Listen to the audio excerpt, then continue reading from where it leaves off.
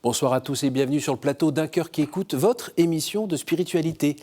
Alors aujourd'hui, nous allons vivre une aventure un peu spéciale en compagnie de Hervé de Lantivy, qui vient nous parler de son livre « Une prothèse vers Compostelle ». Aux éditions Salvator, paru aux éditions Salvator.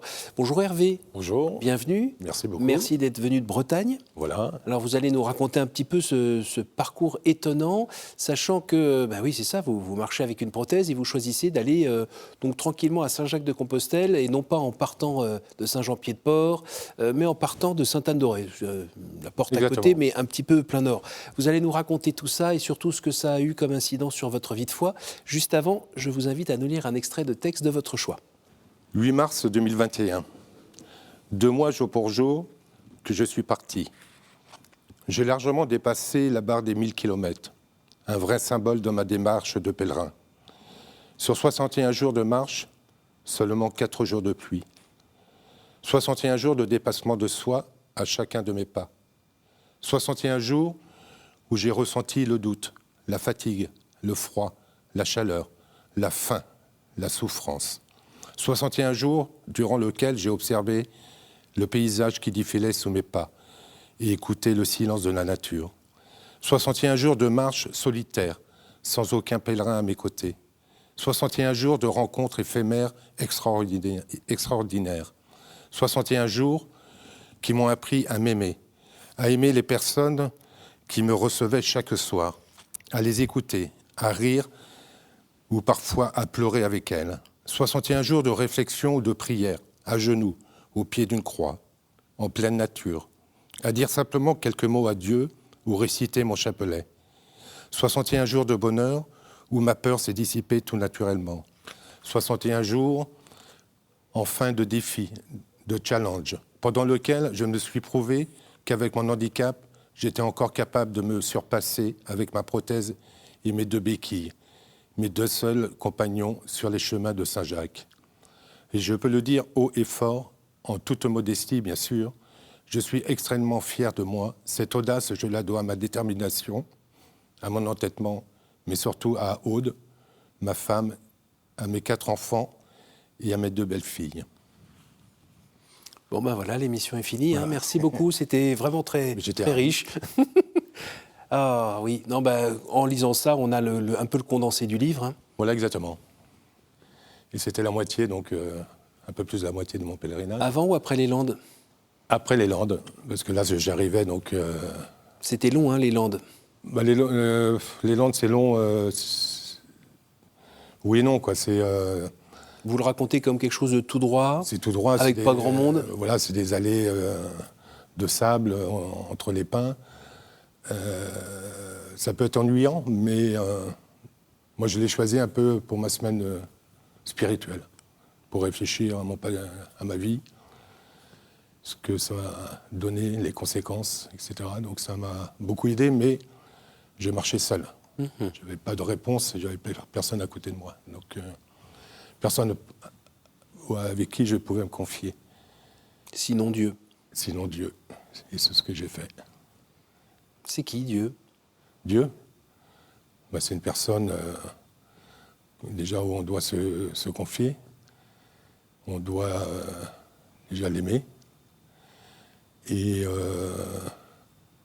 se servir de lui pour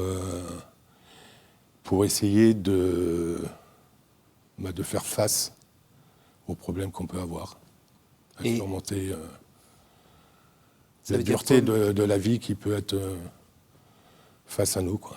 Et ça veut dire quoi, marcher avec Dieu, concrètement ? Marcher avec Dieu, c'est de prier avec lui, d'essayer de mieux le comprendre, d'essayer de... Il y a plein de choses qu'on peut... Déjà, il faut se confier à lui, mais espérer en lui. Mais pour espérer, il faut lui donner une chance. Si on fait que de prier et on fait rien à côté, le bon Dieu ne fera pas grand-chose. Et ça, moi, je l'ai compris sur le chemin. J'ai compris que il fallait surtout pas bousculer le chemin. Le chemin, c'est lui qui me conduisait à Saint-Jacques. Donc il fallait surtout pas le confronter, Et par contre, l'aimer, quoi. Et pour l'aimer, il fallait prendre soin de sa personne. Et c'était pour moi la seule solution pour que je puisse arriver au but, à Saint-Jacques-de-Compostelle. Alors si on rembobine un petit Oui. peu, donc Aude, votre épouse, Voilà. un petit peu incontournable. La Bretagne aussi, Bien sûr, la Bretagne, oui. un petit peu incontournable aussi. Les 4 enfants, Les 4 enfants, vous étiez paysagiste. exactement.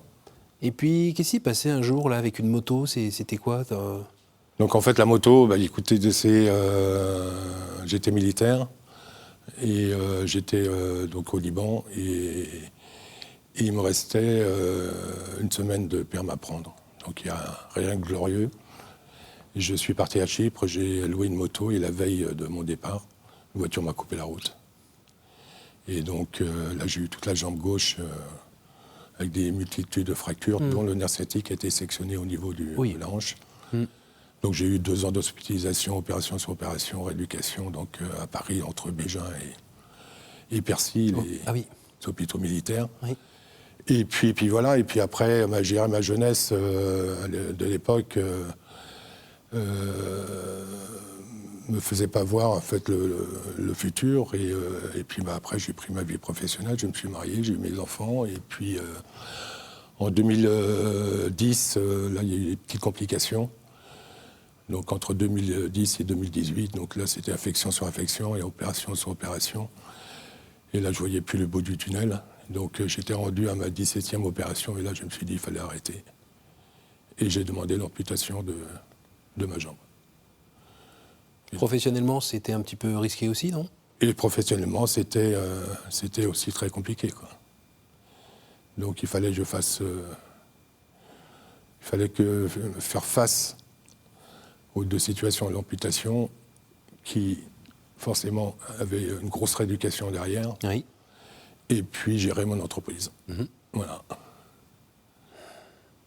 Et donc quand je me suis fait amputer, juste avant d'arriver au bloc, 10 minutes avant, j'ai fait ce vœu. Si je remarche, ou du moins si je remarche correctement, je partirai à Saint-Jacques. Ne me dites pas comment c'est arrivé. Oui. Vous n'avez pas la réponse. J'ai pas la réponse. Et donc je suis parti 2 ans et demi après. Et là, kilomètre après kilomètre. Kilomètre après kilomètre. Une aventure de 3 mois. Une aventure de 3 mois. Je suis parti le 8 mars en tant que pèlerin sans aucune expérience.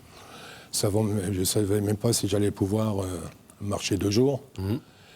Et puis... Vous êtes un petit peu abîmé quand même au début. Voilà, exactement, oui. Donc les doutes sont passés. J'ai eu des doutes pendant 15 jours. Parce que je n'avais pas trouvé le rythme de ma marche. C'était assez difficile. Et puis j'ai eu une petite lumière au bout du 5e ou 6e jour. Moi, j'avais fait 140, 150 km. J'avais déjà des blessures au niveau du moignon. Dans le frottement? Voilà, par le frottement. Donc arrachement de la peau, etc. C'est rien de très agréable. Mais je marchais le long du halage, là, juste avant d'arriver à Blain, et puis j'observais mes 2 béquilles.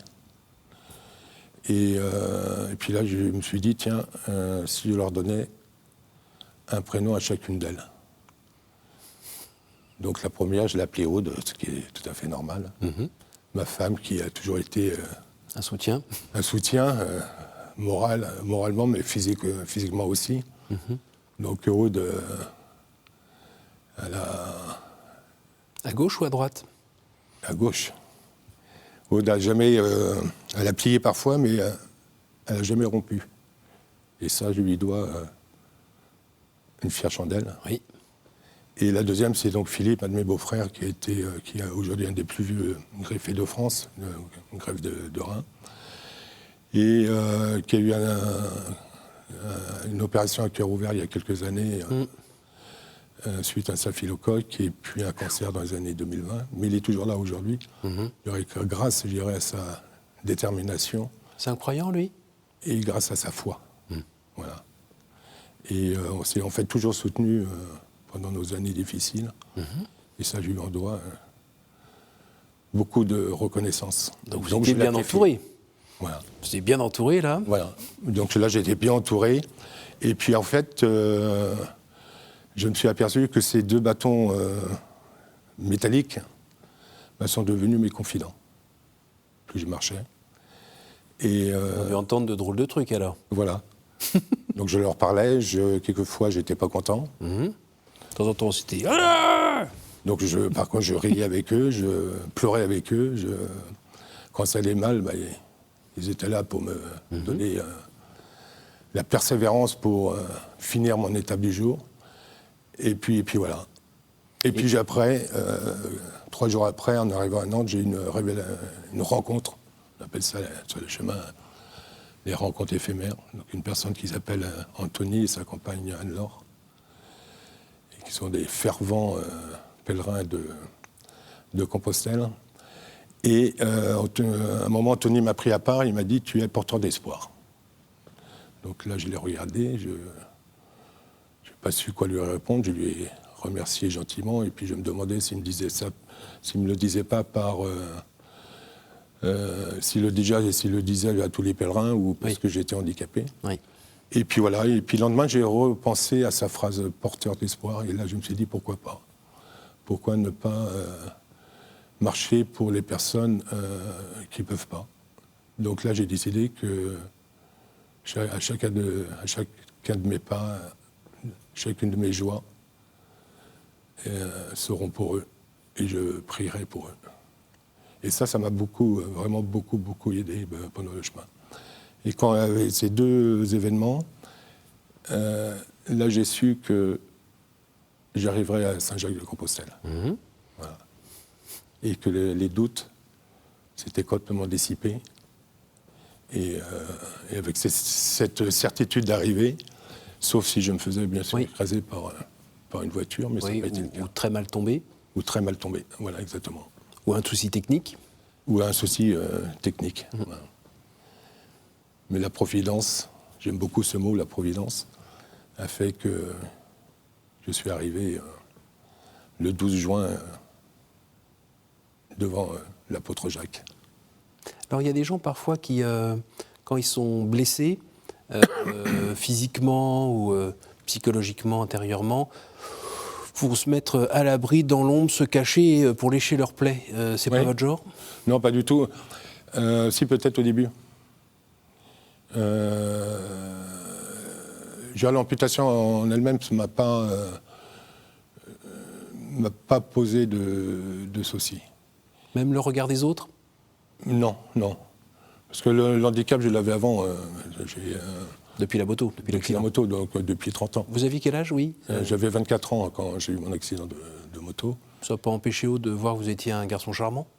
Exactement, non, voilà. Mais c'est après, quoi. Donc, une amputation, donc... déjà, il fallait accepter. Donc, c'est moi qui ai décidé. Donc, c'était déjà un gros avantage. Je savais que ce qui allait m'arriver quand j'ai eu l'opération, je savais que quand j'allais me réveiller, j'aurais un membre en moins. Oui. Mais c'est l'après qui est un peu plus difficile parce qu'il faut savoir gérer quand même ce handicap. Déjà apprendre à marcher comme un enfant. Ça équilibre un peu différemment la personne. Exactement. Et puis moi, j'avais après mon entreprise à gérer. Donc j'étais sur 2 combats. C'est ce que vous racontez un petit peu dans le livre. On sent que par petites touches, vous avez quelque chose de très lourd à porter. Exactement. Qui n'est pas seulement votre jambe ou votre sac ou vos cannes, mais il y a autre chose qui vous écrase fortement et qui est arrivé justement à ce moment-là, après l'opération. Voilà, donc ça c'est 9 mois après. Donc après cette rééducation, je dirais intensif, qui durait quand même à peu près 1 an et demi. Mais un beau matin en octobre, je me suis trouvé devant un mur infranchissable. Et là, je suis... C'est-à-dire du genre, j'y arriverai jamais. Ah oui, exactement, oui. J'arriverai jamais, et l'entreprise, je m'en sortirai jamais. Je m'en sortirai, voilà. Je suis crevé. En fait, bon, j'avais fait un burn-out sans le savoir. On se cache la face. Et on espère que le lendemain, ça ira mieux, mais en fait, c'est faux. Et Tous les matins, c'est lourd. Voilà. Et on ne veut pas en parler à sa famille. À ses Même à proches. Aude? Même pas. Non, pas à Aude. Parce que je ne voulais pas l'inquiéter. Mais ça, c'est une grosse erreur à jamais faire. Et le bon Dieu, à ce moment-là, il était là? Le bon Dieu, on s'accroche sur le bon Dieu, mais comme je le disais tout à l'heure, si on fait que de prier, Il faut le laisser rentrer un peu. Et puis il faut réagir. En même temps, il faut montrer sa force. Et là, un burn-out, on est plus, on est dans la faiblesse. Oui. Et puis on descend de jour en jour. Et puis ce mois d'octobre 2019, un matin, j'étais devant un mur infranchissable, comme un automate, et puis j'ai tenté de mettre fin à mes jours. C'était le seul moyen que tout ça s'arrête, en fait? C'était insupportable? Il n'y avait pas d'autre option? Mais bien sûr qu'il y avait d'autres options. Oui, mais vous ne l'avez pas vu à ce moment-là? Je ne l'ai pas vu, moi. Voilà. Donc ce qui est fait et ce qui a été fait a été fait. On ne peut pas revenir en arrière. Mais le réveil est très brutal. Et le réveil, il est aux urgences? Et le réveil est donc aux urgences.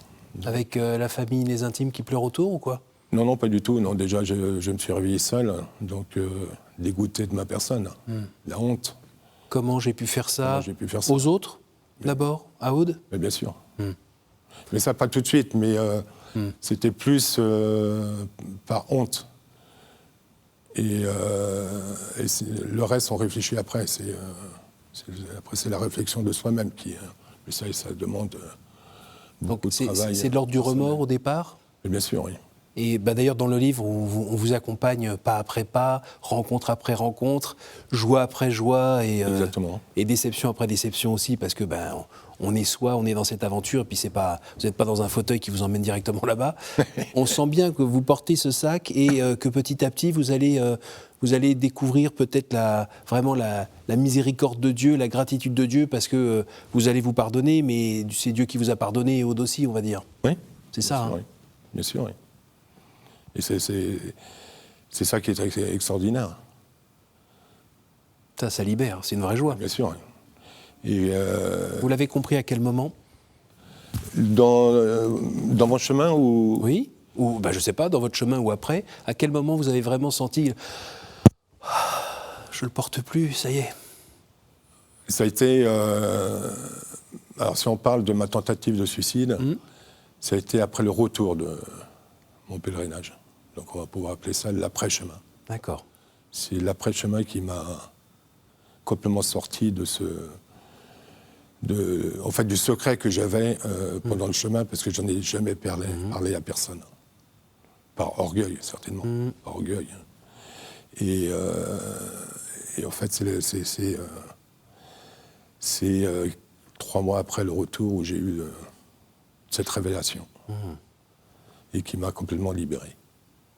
Et Aude, elle l'a vécu comment, elle, de son côté, cette libération? Et à quel moment? Elle vous a vu changer? Oui, elle m'a vu changer. Alors, le retour de Saint-Jacques est très difficile. Parce que vous marchez pendant 3 mois, je dirais tous les jours, et vous êtes dans une bulle de contemplation. Vous ne pensez pas le lendemain. Donc, un pas après l'autre. Voilà, exactement. Quand vous revenez, le retour est difficile. Un peu fade? Très fade, oui. Parce que là, vous revenez à la réalité de la vie. Et payer les factures? Et il faut payer les factures. Donc là, il faut se reposer les questions. Il faut survenir à nos besoins. Donc ça, c'est très compliqué. Mais le temps fait bien les choses. Donc ça... il y a bien sûr tous les proches avec qui on peut se soutenir, mais après il faut se donner un petit coup de pied dans le derrière pour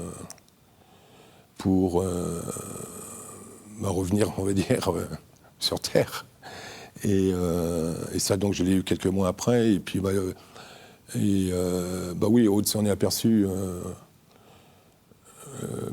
pas tout de suite, parce que mais quelques mois après, oui. Quand on fait ce genre d'aventure qui se passe à la fin bien, on va dire, c'est un petit peu comme une expérience très forte qu'on a envie de revivre ou pas? Ah oui, bien sûr. Vous avez prévu de le revivre? Oui, oui, là, je repars là, cette année, donc normalement le 21 mars. Et À nouveau avec la famille? voilà, avec Aude et Philippe, Mhm. mes fidèles compagnons. Et cette fois-ci, je vais partir comme je suis parti de chez moi, je vais partir de Rome. C'est encore un lieu symbolique. Et pour retourner donc à Saint-Jacques-de-Compostelle. Donc là, c'est 5 mois de pèlerinage et à peu près 3200 km à parcourir. Et pourquoi vous le faites? Alors je le fais déjà pour moi, parce qu'on en a toujours besoin. Toujours besoin de se confier à Dieu, de parler, et puis de voir d'autres personnes. Et puis, je vais le faire aussi pour d'autres personnes. Une association? Voilà, donc là, je vais marcher pour une association qui s'appelle l'Âme de Joie, qui est une association qui est dans le nord de la France. Oui. Et qui...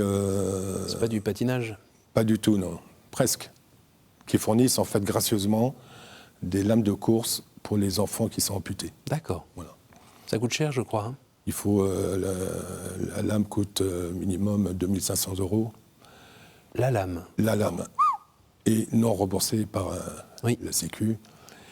Et un enfant est obligé de changer de lame tous les 18 mois. Oh là! À cause de la croissance. D'accord. Donc il y a des familles qui sont dans la capacité de pouvoir offrir au moins à leurs enfants.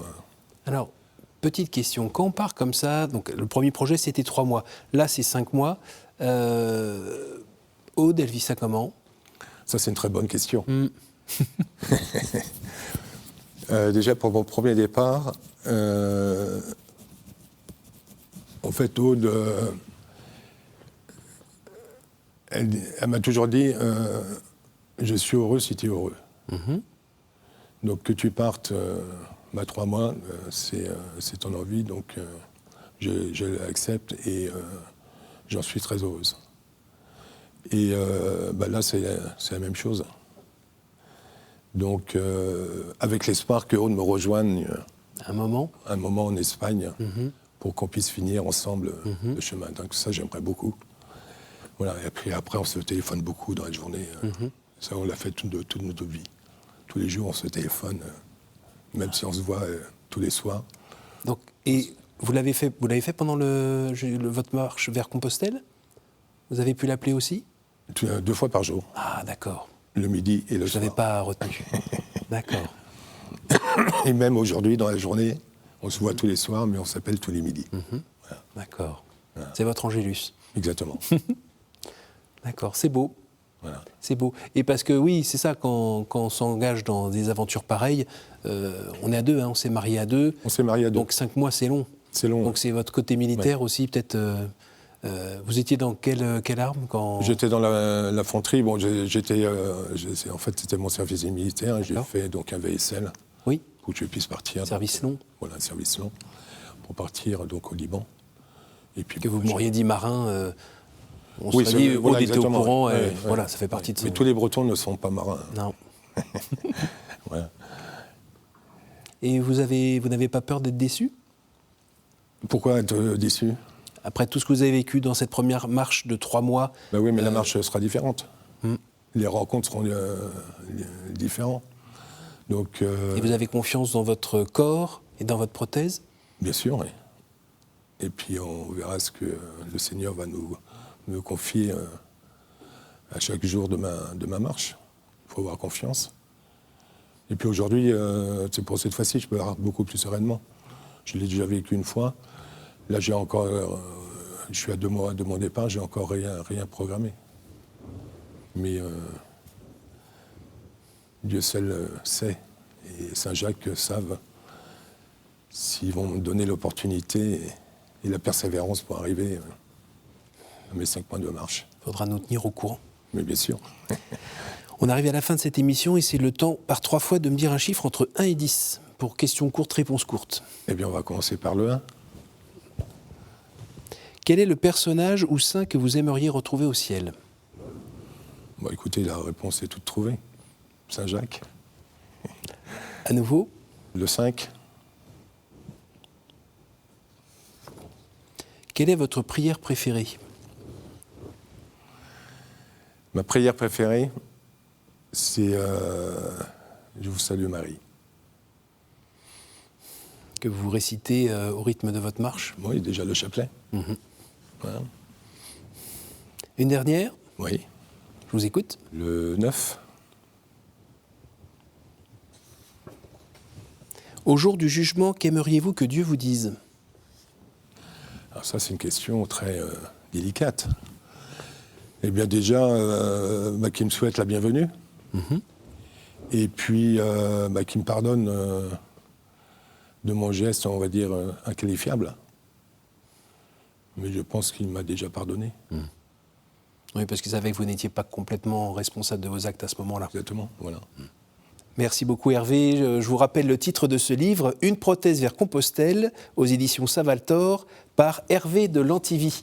Merci pour votre fidélité. N'hésitez pas à retrouver cette émission sur notre site www.ktotv.com. Et moi, je vous dis à la semaine prochaine.